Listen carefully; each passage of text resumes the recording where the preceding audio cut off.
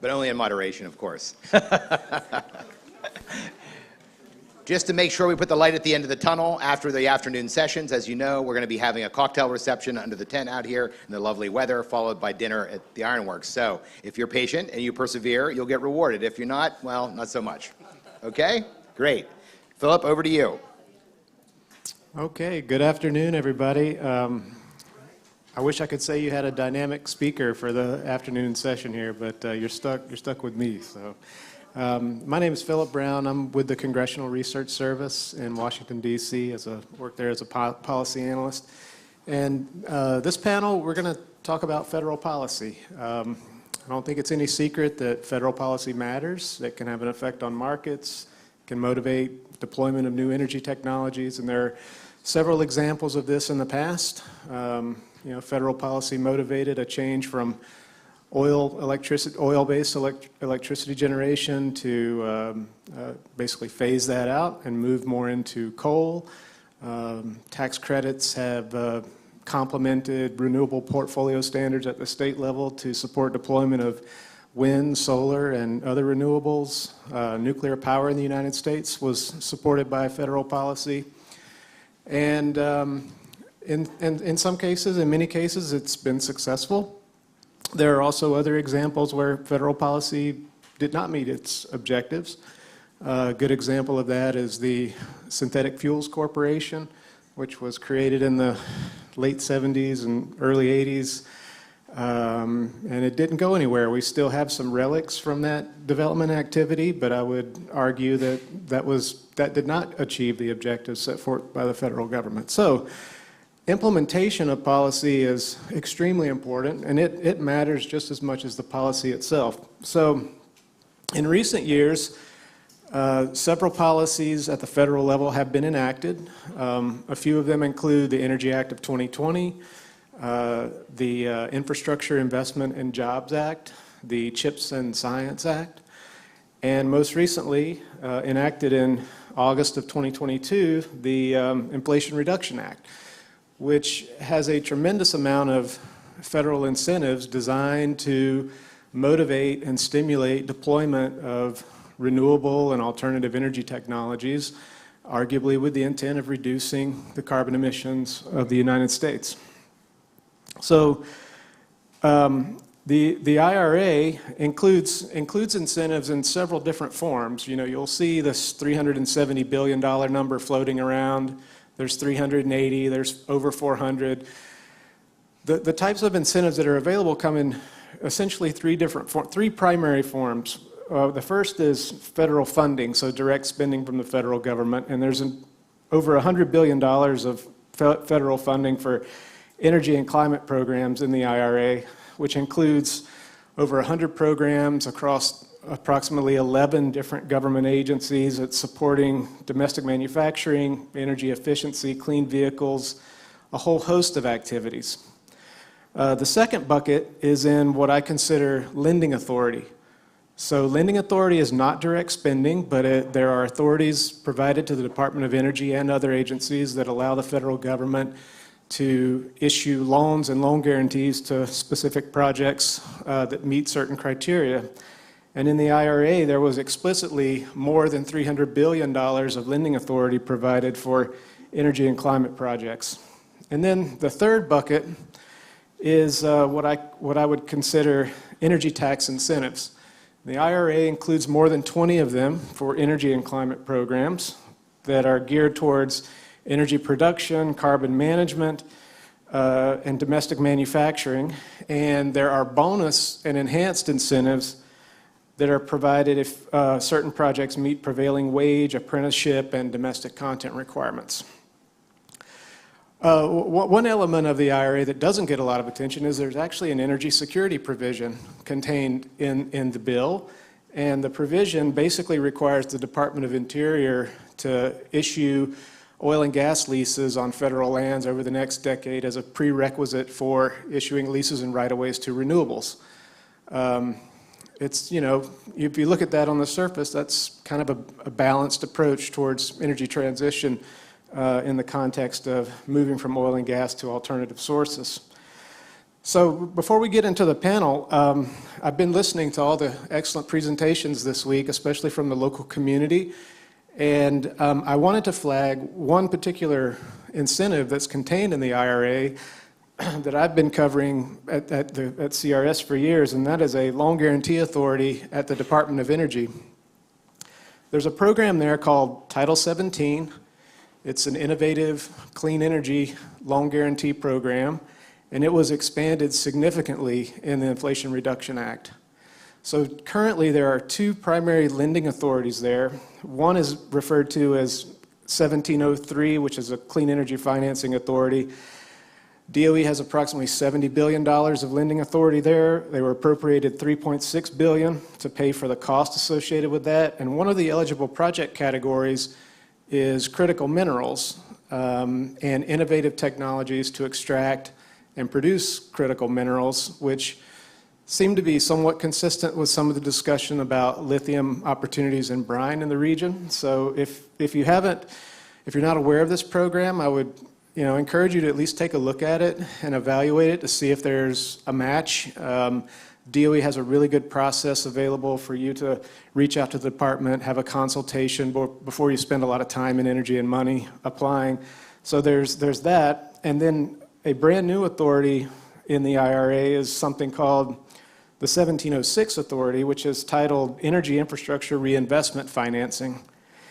There's $250 billion of lending authority provided under this program, and Congress appropriated $5 billion to pay for the costs.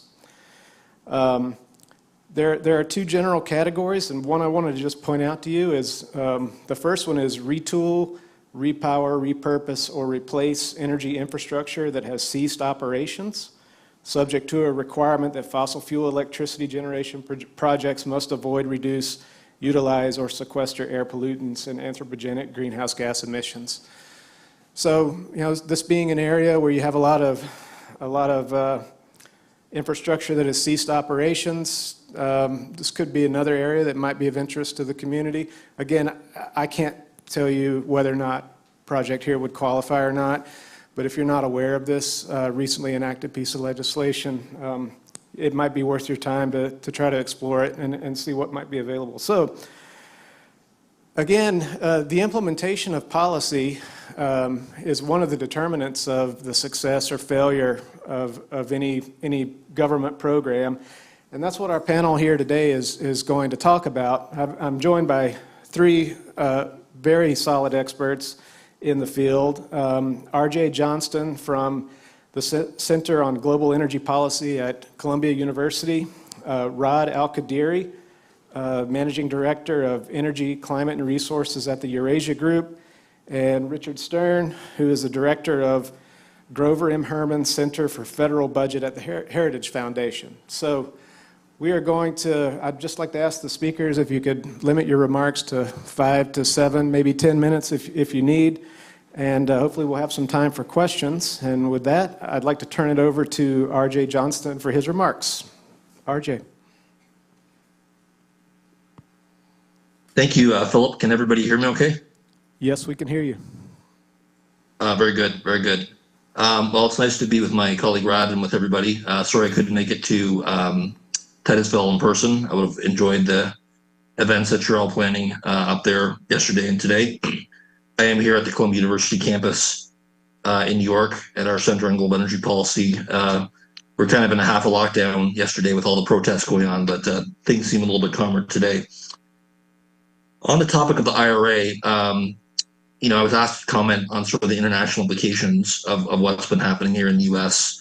with this kind of renaissance of industrial policy and re-engagement and commitment of significant financial resources to the clean tech sector.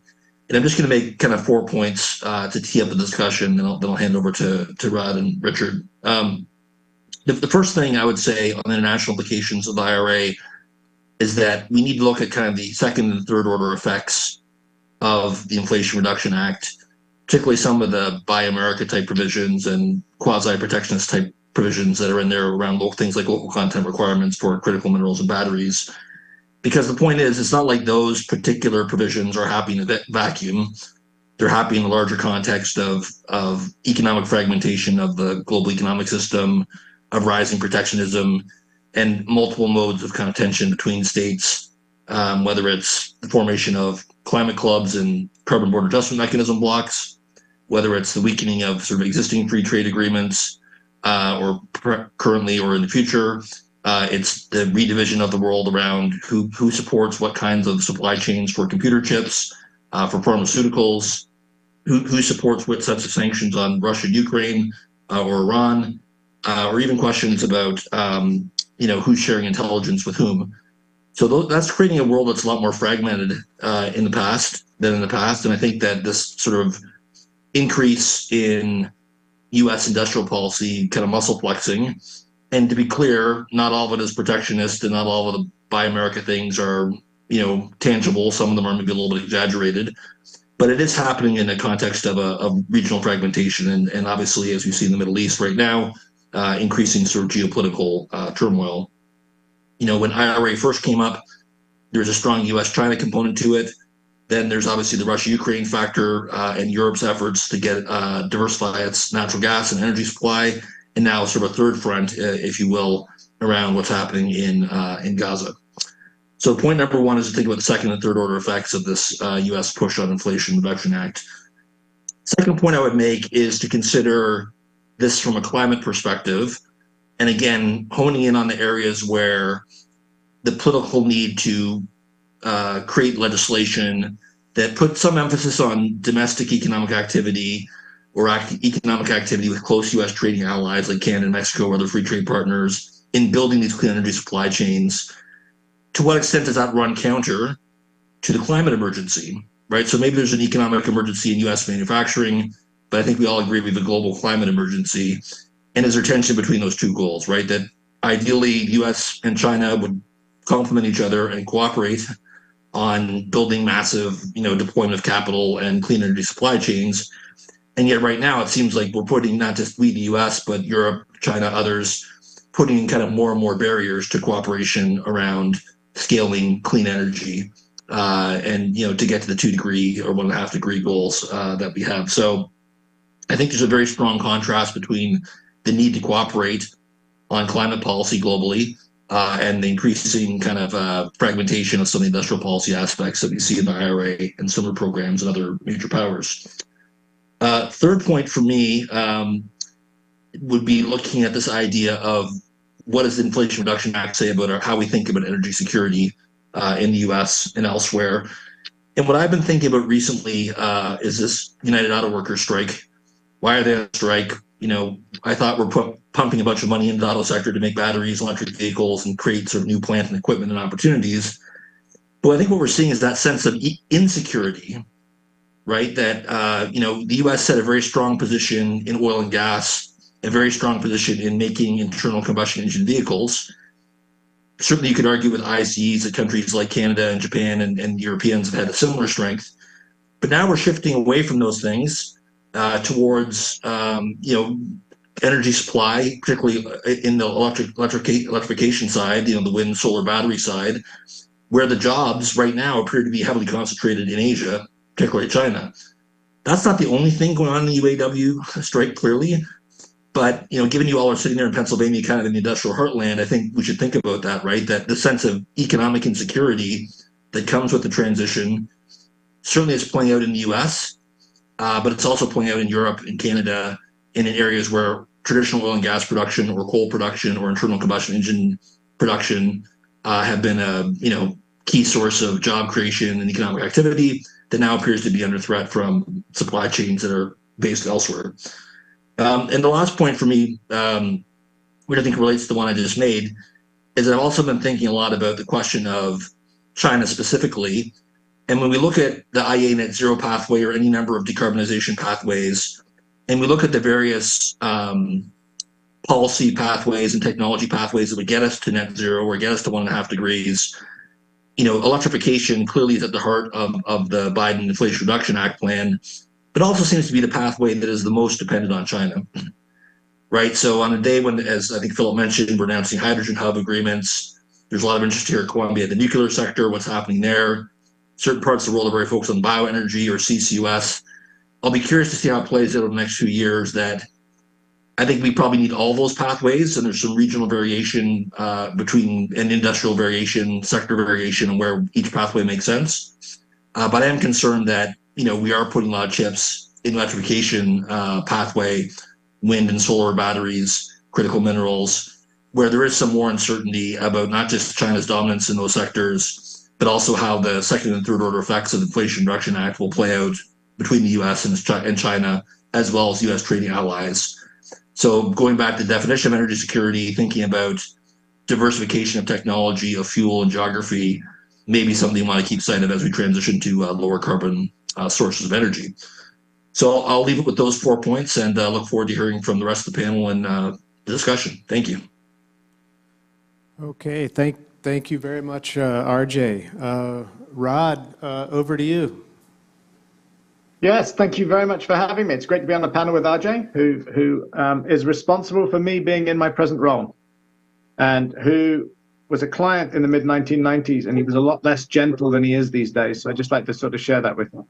I'm much like him. I'm very sorry not to be there in person, but I'm getting up to the minute reports from one of my colleagues who is, and so I am doubly sad not to be there, because it sounds like a wonderful event. I want to just focus on a couple of things, and particularly looking at this from an oil and gas perspective, because I think a lot has been said about the IRA and about Biden administration policy and with regards to the oil and gas sector, and just to throw out a few thoughts in terms of that. Both, again, the domestic and international repercussions of the IRA from that perspective, but also what it might mean for long-term investment in the sector and otherwise, and therefore what it potentially means for energy transitions. A colleague of mine, Clayton Allen, who is the director in our Middle East, in our US practice, has called, from the day it was announced, called the IRA a Greenpeace, an industrialization policy and a Greenpeace t-shirt. And I think that's a very fair way of putting it, in the sense that this is, as RJ mentioned, an industrial policy and an industrial revitalization policy as much as anything else.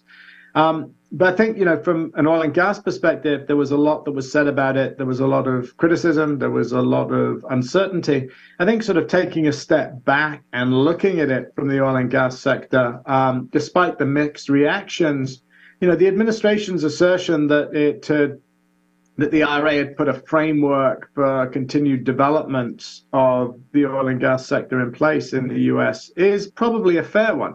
I think some of the smaller companies in the US could be hit. It could certainly lead to a consolidation of US onshore, the onshore sector. But from the perspective of the bigger companies, this is actually probably a net positive piece of legislation, and one that fits very much into their preferred long-term strategy.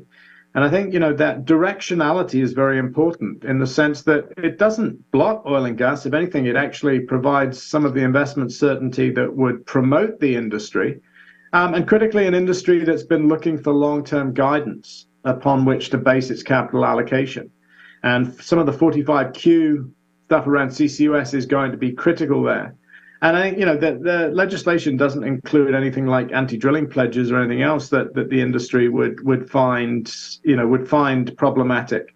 But, looking at it, I think, three elements really stand out that serve the interests of the industry. One is that it reinforces, or it aligns with, the oil and gas industry's overall strategy of decarbonizing hydrocarbons through technology plays. So fundamentally reducing the Scope 1 and Scope 2 carbon footprint of their production, and using that as a way to enhance the competitiveness of the industry, but also to reinforce its license to operate. And really the measures with relation to incentives for tax incentives for CCUS and for direct air capture are important, because it puts both in sort of closer financial reach to the industry, and these are still costly technologies, even CCUS, which gets a lot of play. But again, because it lays out a decade-long timescale, that's the kind of certainty that the industry wants to see to make investments, as opposed to anything else. I think the expansion of the facilities that qualify, and the direct pay element is also important in the sense that you can recoup some of these costs and enjoy the benefits, the incentives very quickly, as opposed to moving on. I think the second thing, and this doesn't get a lot of play, is on the alternative fuels side, and particularly sort of looking at biofuels and synthetic fuels. A couple of things in terms of that. One, when it comes to biofuels and synthetic fuels, it's not a mandate, it's an incentive.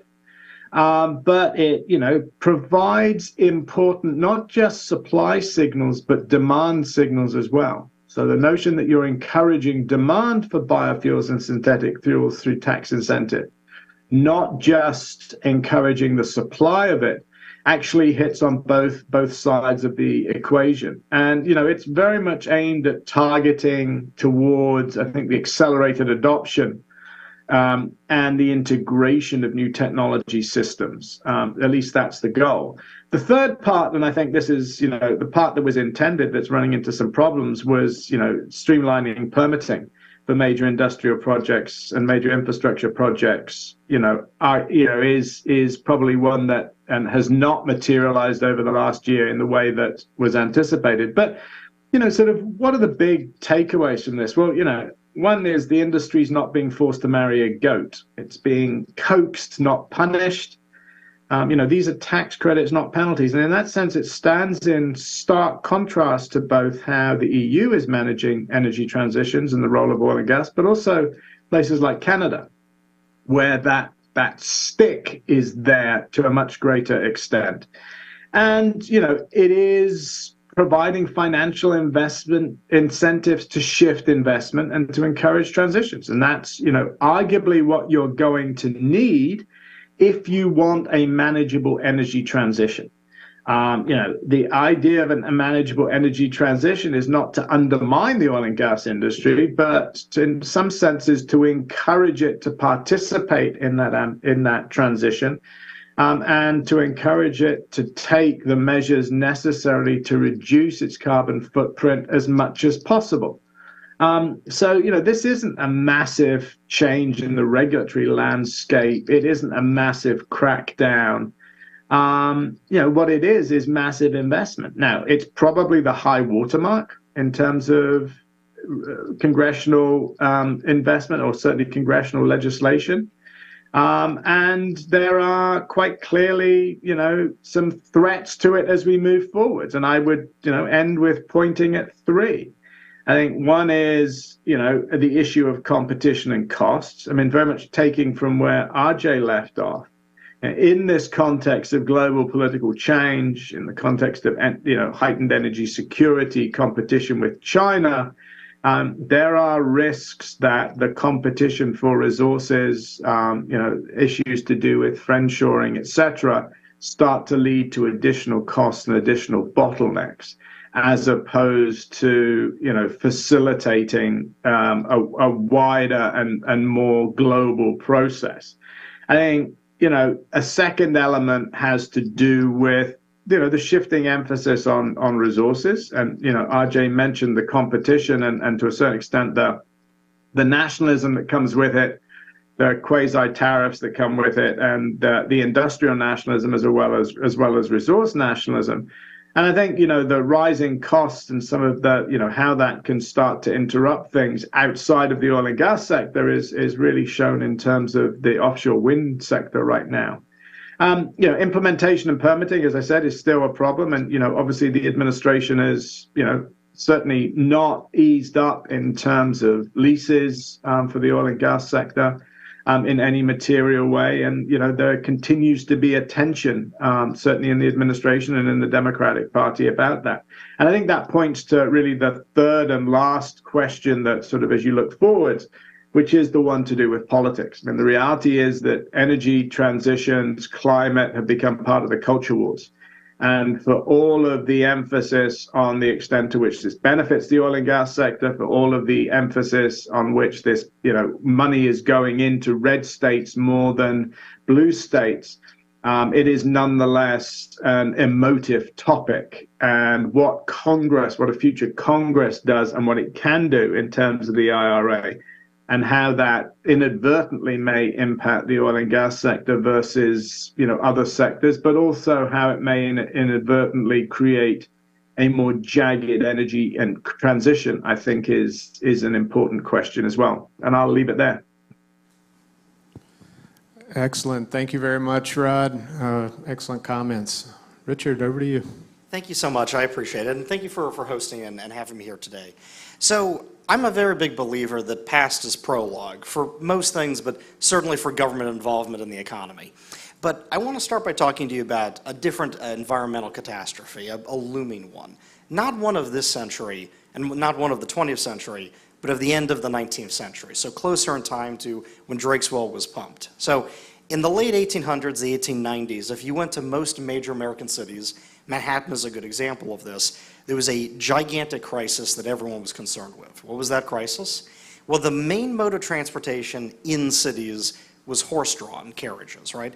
And so this presented a gigantic problem for the city of New York, for Manhattan. You have an enormous concentration of horses, a tiny island, and an enormous concentration of the byproducts of using horses. Now, if you read news articles from the time, this was a tremendous crisis. They saw this, they were concerned with this, they were trying desperately to figure out a solution for it. Now, I'm here to tell you, 130 years later, they never solved that problem directly. There was no real way to solve the problem of what horses produce. The solution came from a completely different industry. The solution, in fact, came from what happened right here on the ground we're on, from what this museum is devoted to. An innovation that came out of left field that no one saw coming, that created the automobile, that reinvented everything about the way the American economy worked, that reinvented everything about the way that we lived our lives. So I'm saying this because, where I am at the Heritage Foundation, I handle government spending and tax policy, which is really to say that my policy team looks at economics and fundamentally what is required to see flourishing and prosperity going forward. And what I can tell you is, from my opinion on this, it's an innovation. And where does innovation live? It lives within individuals, individual people who are gifted with seeing some unique thing that can get us to the future. It's not something you can throw money at directly. It's not something that you can plan. If you could, we'd already be in that future. So I say this because as we look through this lens at government policy, certainly the IRA, one of the largest, most massive government interventions we've had in a very long time, it's important to ask the question of how will this impact innovation? How will this impact that delicate process going forward?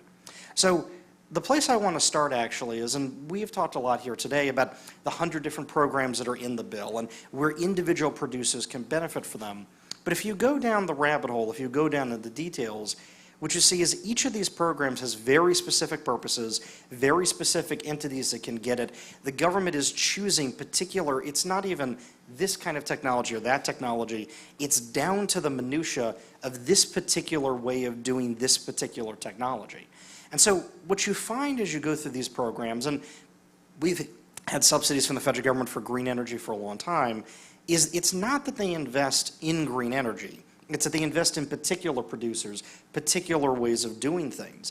And so among other things that are going on here, it draws money away from other potential innovative startups in perhaps that same space, let alone that it drives capital away from other places.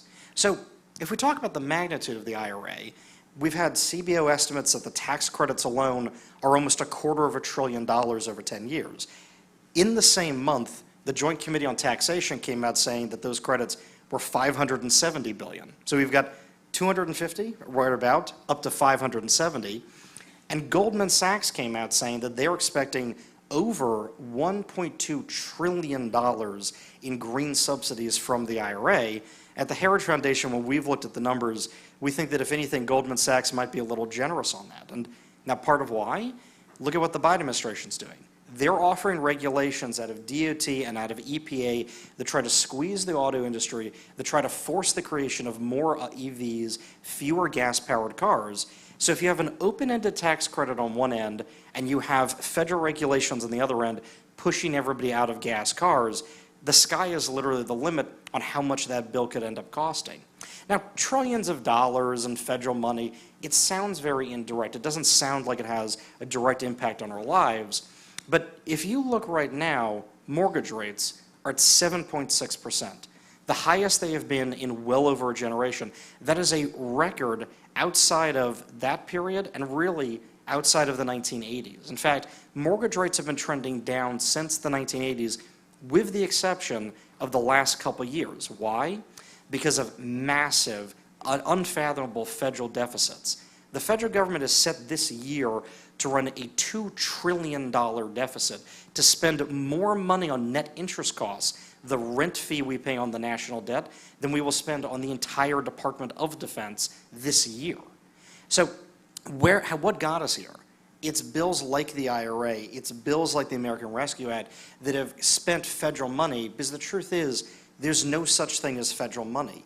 It's money that comes from hardworking Americans, from hardworking American households. When the government pledges that service, when the government says, we want money to do X, Y, Z, what they are doing is taking it forcefully out of money markets, driving mortgage rates up. They're taking it as taxes out of businesses. And so what's really happening here is you can always look at what a bill puts money to. I can always point and say, this company was subsidized or that industry. What I can't point to are the firms that didn't get subsidies, that never got into business. I can't point to the person who would have followed their dreams and become a very successful businessman and brought prosperity to tens of millions of people, but didn't get the chance because interest rates were prohibitively high, because tax rates pushed their industry out of business. That's the cost. And so what we're seeing right now as a result of bills like this that pump up deficits is it's not just that it's $350,000 more in interest payments for an average family on an average home, but it's also businesses that don't come into business. So yes, there are industries that will get money from the bill, but it comes at the expense of not being able to get money in the normal ways, of not being able to get investments in the normal ways you would do that. And so as we look at this, and as we look at the technologies that the government is driving us into, and I'm reminded of Sid's presentation earlier on this, we know that the physical reality is not there to back up the dollars the government is putting around. Now, one of the ways I usually talk about inflation is you can think of it as long-run over-speculation. Now, if you think of the private sector, you can't long-run over-speculate because if you make really bad bets, you're gone. The government is the only entity that can continue to make financial assets, to print money. Literally, the government has printed trillions and trillions of dollars in the last 3 years and can make bets that are not backed up by physical reality and can do it as long as it wants. And the cost? It comes at inflation. It comes at the loss of innovation, the stifling of growth. So what I want to highlight here is, and this was brought up earlier as well, China, India, the developing world, these are the countries that really need to change their systems if you want to get carbon out of the world's energy production.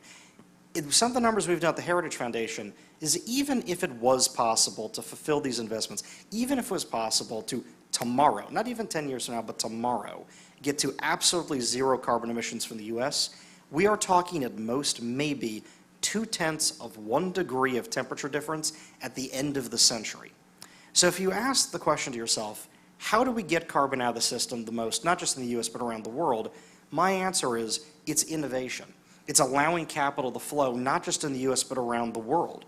If the US deregulated, if we didn't run these deficits, if interest rates are easy, if we got back to the dynamic American engine of production that built Drake's Well, that built the world of America back then, we would develop those new technologies that would find both the efficient, the moral, and the productive solution to these issues and could export it around the world in exactly the same way that the US has done that for countless technologies throughout our quarter millennia of history, including natural gas, including oil, including all of these new technologies. So what I wanted to say here and to kind of leave you with on this is, I think that the IRA, in my opinion, I think that a lot of these government interventions, they represent a lack of faith in what Americans will do, in what our engineers, entrepreneurs, and innovators will do if you give them the freedom and the place to dream, to build, and to meet these challenges that are not challenges of government, they're challenges that face all of humanity. So I, for one, have faith in the American public and in our innovators, and I would prefer to see the government do less in this space and leave that room open for the American ingenuity and spirit that has solved these problems time and time again. Excellent. Let's give our panelists a round of applause. We have a lot of time for questions, unlike the other panels, so I'm a little nervous and happy about that. Oh, great, we have a question in the back.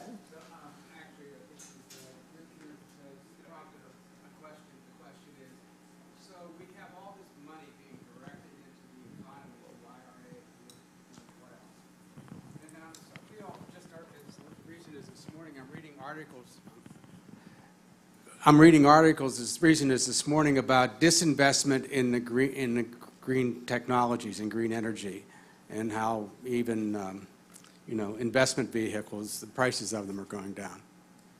Absolutely. So, at the end of the day, right, I believe in what Hayek talked about price signals, that prices contain all of this very important real-world information about what works, what doesn't work, what's valuable to people, and what it costs to produce and make those things available. So the government can sit there and print money, but if the government just creates financial assets out of whole cloth, or the magic money tree they've got in the Fed, I haven't seen it yet myself, right?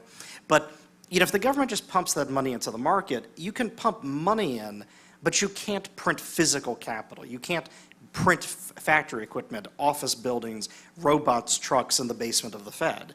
So if you put that money into the system, what you're doing is dropping the signal-to-noise ratio, right? You're increasing the noise in prices, which leads to capital misallocation.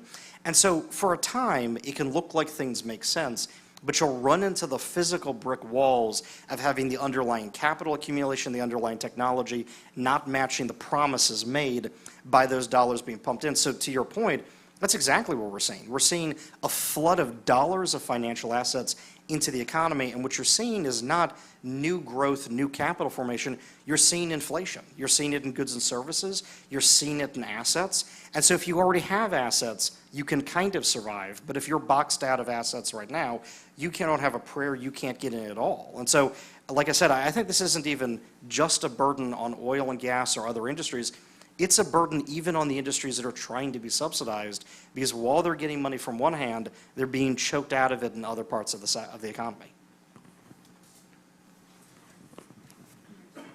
Hi. Is it on? One question and one comment. So on the comment side, I think it's better for the audience and the panelists to refer to renewable energy and not green energy, because if you look at the environmental impact, just driving up here from Washington, D.C., of a few wind towers that create a minute amount of energy, but the roads that had to be built, the high voltage cables that had to be extended to reach these towers, what they did to the whole landscape there, for a minuscule amount of energy, it's really hard to call that green. Second, but more for all the panelists, I think Dr. Al-Qadiri was correct that the IRA is an industrial policy and not an energy policy. Do we feel comfortable in America that it's top-down federal government that has industrial policies? I mean, this is sort of flies in the face of American economic successes over the years, is the fact that it hasn't been government-driven. So is this philosophical shift, is it something we feel is necessary, or? Rod or RJ? I'm happy to jump in on some of those points, because I was thinking similar thoughts. I do agree that industrial policy, when I was in grad school, probably Rod as well, in the 90s, that was something, industrial policy was something the Japanese and Germans did, not so much the US. So I don't think we should underestimate the change that we're going through here in our country, or the untold implications of that going forward. On a related note, I think in terms of the points from Richard about the kind of free market approach versus this industrial policy approach, I do agree with him in one particular aspect, which is I do think that one of the consequences of the IRA type approach, industrial policy type approach, that worries me, and I can't claim I have evidence of this now, but in terms of things that worry me, I worry that it will crowd out innovation, perhaps because of the cost of capital issues that Richard mentioned, but also just that mega policies like this, industrial policies, in my opinion, reward kind of rent-seeking behavior versus actual innovation. And I don't really think that the IRA addresses the real issue of whether or not the government is willing to, and the taxpayer, are willing to finance true risk, right? Really, innovative venture capital, first dollars in, last dollars out type risk. There's some of that in IRA, but that's arguably the area the market is, the least comfortable with. And I don't necessarily think that innovation is central to this, perhaps as much as it could be. So I do think there's a lot of questions about how industrial policy will work, whether it rewards rent seeking, kind of Washington connections versus true innovation, and whether it has sufficient firepower. There's some there for national labs and ARPA-E and things like that, but we probably need a lot more to get the real breakthrough technologies that we're going to need. Do you have anything else to add, Rod? Yeah, just a couple of things. I mean, I think should the government have, is industrialization policy good or bad often comes down to, ideology and where you put your priorities. One of the realities of the free market in terms of energy transitions is that, left to their own devices, certainly, I think what you've seen from oil and gas company behavior is that they've eschewed large-scale investment in renewables or green or whatever you want to call it, primarily because the rates of return aren't seen as high. So leave it just to the market, and it comes down to profit making, and that isn't always necessarily your best guide for policy long term. And that's not to disagree with anything Richard said. It becomes an issue of political priorities. And I think, on the issue of climate, that is one where this administration clearly sort of steps in. The other thing I would say is, I can't think historically of a major energy transition or a major energy part of the energy mix that hasn't been government supported or government driven at one point or another. I mean, nuclear energy was the product, of massive investment in the Manhattan Project. LNG benefited from Japan's massive investment in it. Some of the cost of solar was borne by the German government. And, let's not be twee about this. The history of oil and gas in the 20th century was very much of government spending a great deal of money to ensure that cheap oil and gas made it to markets. That may not be seen as a direct government intervention, but it still came out of your tax dollars. So, I think you need to be careful in terms of, distinguishing black and white here. But, again, it's where governments put priorities and how they think they can incentivize capital allocation. And left to its own devices, this is not a market that is prioritizing long-term climate concerns. It's a market that's prioritizing short-term profits. And let's face it, from a corporate perspective, that's what, your shareholder imperative is. So how do you balance that? Richard? So I would agree that, ultimately, it does come to a question of ideology about what you think makes for that kind of best efficient decision. I appreciate, by the way, that you're right. They're not green. I agree with you. I think renewable is a good word for it. But I would say this, right? I think even though the government always exists, and so almost every industry at some point has had the government involved because government gets involved in most things. I think when you look to see the true where innovation comes from, where efficiency comes from, it's there despite government action, not because of it. And so, the way I look at this is I'm always very careful about it because, sure, corporations individually want to do the thing that's easiest to keep profit going.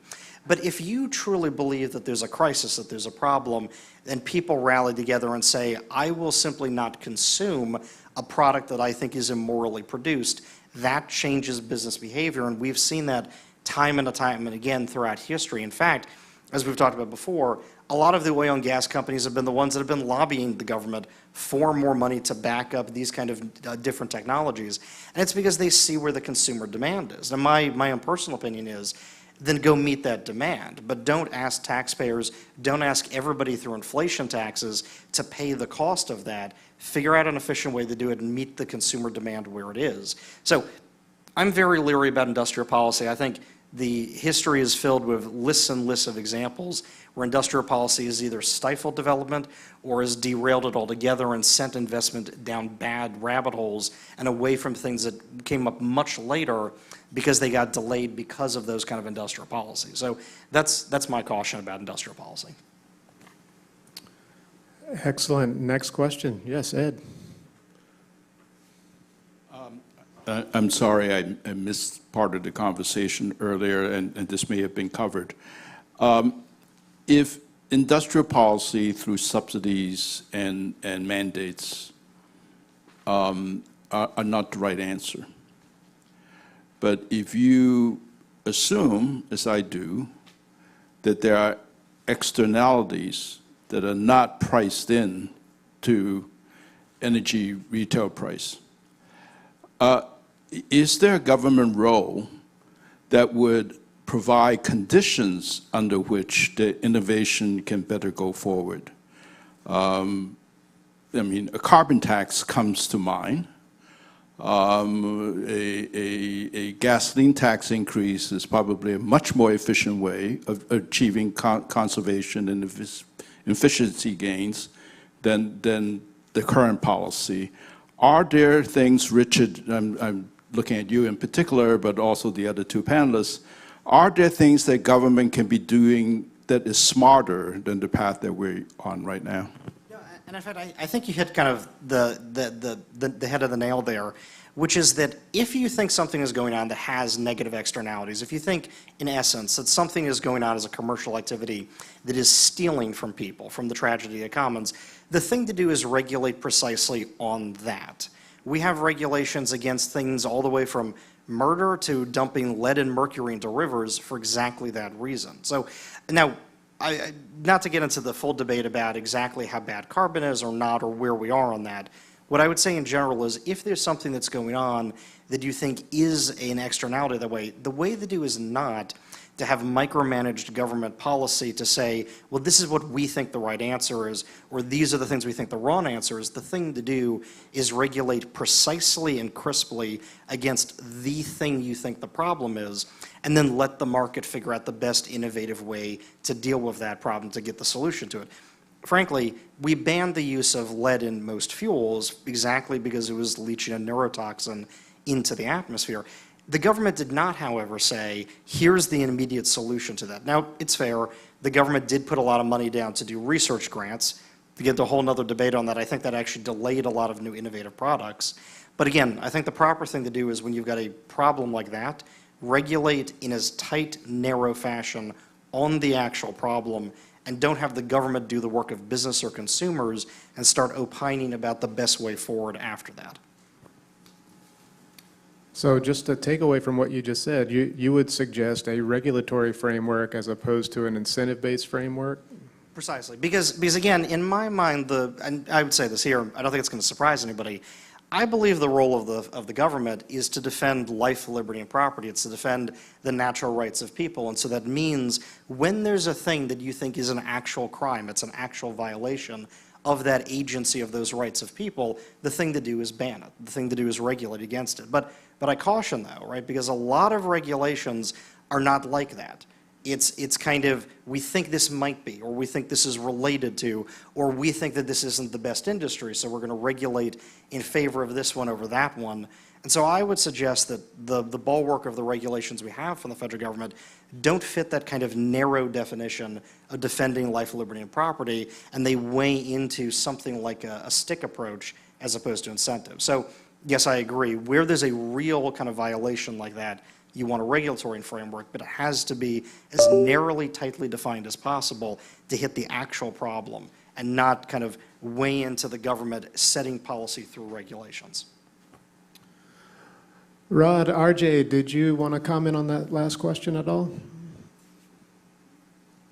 I probably have more sympathy for the view mentioned by the questioner about the potential value of a carbon tax because of the pervasiveness of greenhouse gas across the economy, because of the sort of market externality problem that Rod mentioned, and also sort of the simplicity for the end user, right? That one could argue that, you know, California and Europe and Canada that have had some carbon pricing also had a lot of, you know, green energy and renewable energy deployment, but it's been very complicated from an investment perspective by layers and layers and layers of other regulation and legislation and rules, to Richard's point, that probably have, you know, complicated and sort of put the government's thumb on the scale on certain technology pathways versus others.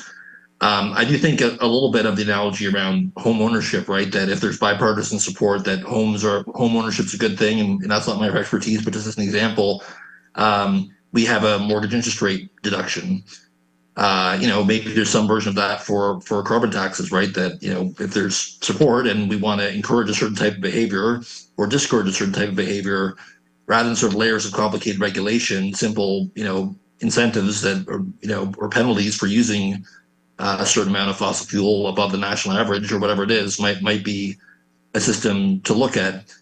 Unfortunately, I don't think we've actually had that experiment because, like I said, the existing carbon markets seem to have layers of other regulation and sort of pancaked type legislation that makes it hard to understand the true effects of carbon pricing.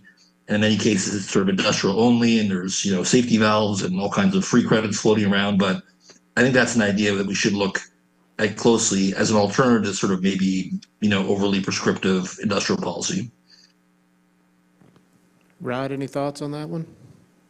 I agree with a lot of what's said. Look, I make no bones about it. I'm a European social democrat, so I probably come at this from a slightly different sort of angle. But I think the one thing, government can over-regulate and government can certainly over-dictate. But, it comes down to a question of, those externalities and whether those externalities are actually accounted for. And, the notion, I don't think you can leave it to the market to decide what are good and bad externalities. And when the market isn't working in terms of the greater good, then you're going to get government stepping in. And I think that starts to become part of the role of the government. But I suspect, as I say, that is a slightly bigger insight into my political ideology than it is into, a clear answer to the question. Excellent. Any other questions from the audience? Yes, Sid.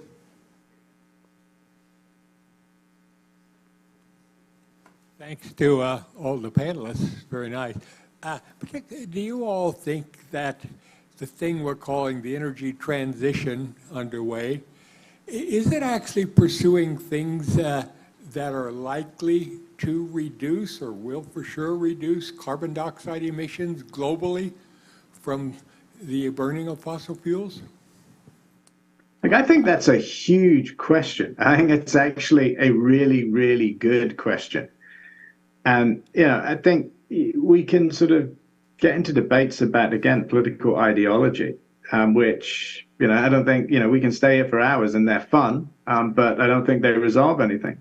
The question in terms of this, and which that goes to is, what are the answers towards achieving some of the long-term goals in terms of energy transitions? And how do you achieve those goals? And one of the problems in terms of the debate right now, over and beyond industrialization or anything else, is it's a dialogue of the deaf between proponents that sort of existing energy sources that are critical to the stability of the global economy should somehow be eradicated immediately and replaced with, in some cases, technology that doesn't exist, and in other cases, technology that, for a large part, is more expensive than what you have.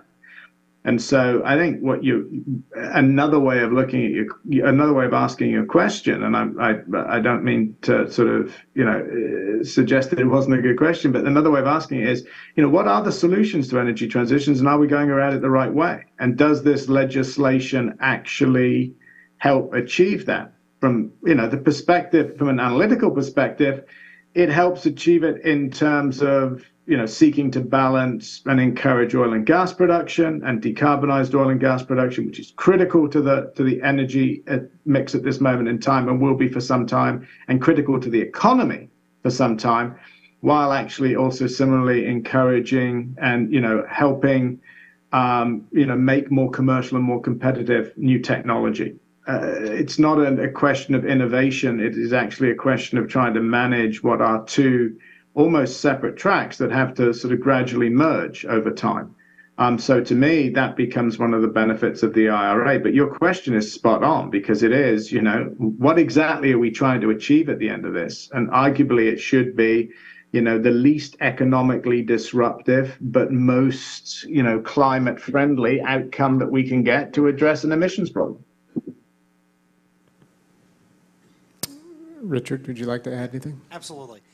No, Sid, I think that is the question, right? And so my own 2 cents on this is, I think you've seen that the U.S. has been the world's leader in reducing emissions, and if you look down the line, what you see is the countries that have the most vibrant economies, that have the lowest cost of capital, the largest, deepest capital markets, they're leading the charge on this. I don't really view it, though, frankly, as an energy transition. What I view it as is just good economics. I view it as consumers placing demands on businesses and businesses meeting those demands, pursuing innovation, and getting capital to get to the future as fast as possible. Natural gas, right, has done the bulwark of that. But, you know, nuclear, for example, is an industry that is tightly regulated in this country. It's not even the licensing of plants. It's also how the waste is handled. It's all of the other side things around it, where you're forced to pay in user fees, which is a fancy way of saying taxes, to, you know, federally run programs around this. So, you know, there's a lot of things where we are choking and stifling industry that could be innovative, that could get us to the future faster. And so, you know, at the end of the day, I think if you want to see these kind of positive things happen, the thing to do is unleash the market. Now, yes, there are things we need to protect. Government has a role, but I think it's a narrowly crafted, it's a dutiful role. It's not to take the place of business. It's not to be there to second guess the work of the innovators and the engineers that have devoted their lives to understanding these issues and finding solutions to them. So that's the way that I view it, and that's what I think is kind of born success so far in it. RJ, any thoughts? Yeah, I think to the original question, I think it's a very good question. I think that we have to really make sure that we're using the right methodology around, you know, life cycle emissions, right? That some things that might look like they're driving significant GHG emissions may not capture the full value chain of a battery, for example. Then we also need to look at things like grid intensity, right, and carbon intensity of the grid, and what's clean in one country may not be as clean in somewhere else. So, but I think that's a very good question.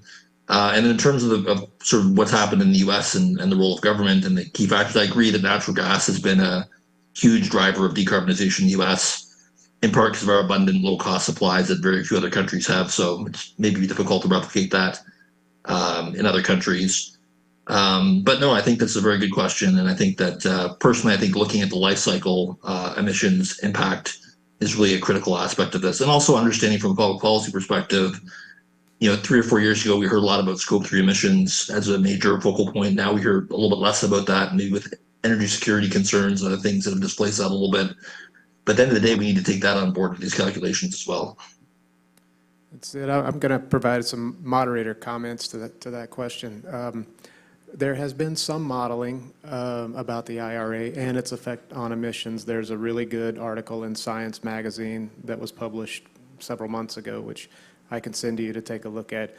It compares different models, and the result is the outcomes vary depending on the model. And as with anything, I don't think anyone really knows exactly how much it may or may not reduce emissions. And the scope of this analysis was U.S. only, and I recognize your question is global in nature.